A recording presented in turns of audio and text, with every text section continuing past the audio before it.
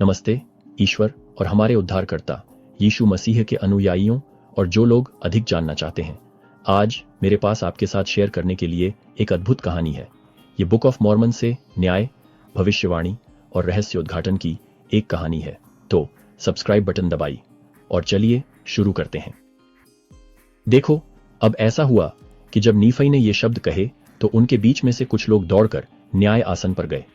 हाँ, 5 लोग गए और उन्होंने आपस में कहा, जैसे ही वे गए, देखो, अब हम निश्चित रूप से जानेंगे कि क्या यह आदमी कोई नबी है और क्या परमेश्वर ने उसे ऐसी अद्भुत बातें हमसे कहने की आज्ञा दी है। और ऐसा हुआ कि वे अपनी पूरी ताकत से दौड़े और न्याय आसन के पास आ गए। और देखो, मुख्य न्यायाधीश धरती पर गिर गया था और अपने खून में पड़ा था।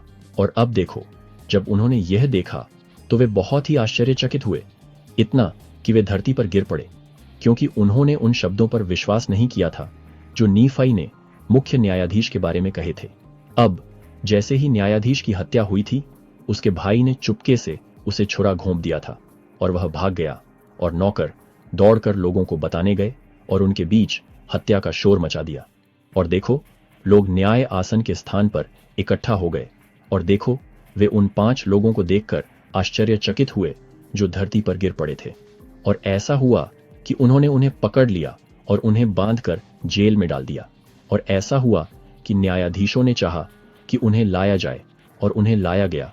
और देखो, वे वही 5 थे जिन्हें भेजा गया था। और देखो, न्यायाधीशों ने मामले के बारे में जानने के लिए उनसे पूछताछ की। हम दौड़कर न्याय आसन के स्थान पर आए और जब हमने सब कुछ वैसा ही देखा जैसा नीफई ने गवाही दी थी, तो हम इतने आश्चर्यचकित हुए कि हम धरती पर गिर पड़े। और जब हम अपने आश्चर्य से उभरे तो देखो, उन्होंने हमें जेल में डाल दिया। और अब देखो, न्यायाधीशों ने लोगों को मामले के बारे में बताया और नीफई के खिलाफ चिल्लाते हुए कहा, देखो, हम जानते हैं कि इस नीफई ने न्यायाधीश को मारने के लिए किसी के साथ समझौता किया होगा, उससे कहते हुए तुम साजिश करता हो। यह आदमी कौन है जिसने यह हत्या की है? अब हमें बताओ और अपनी गलती मान लो।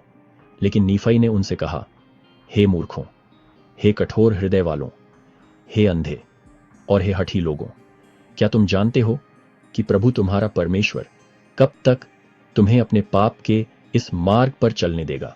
देखो, तुम कहते हो कि मैंने एक आदमी के साथ समझौता किया है कि वह हमारे मुख्य न्यायाधीश सीजोरम की हत्या करे।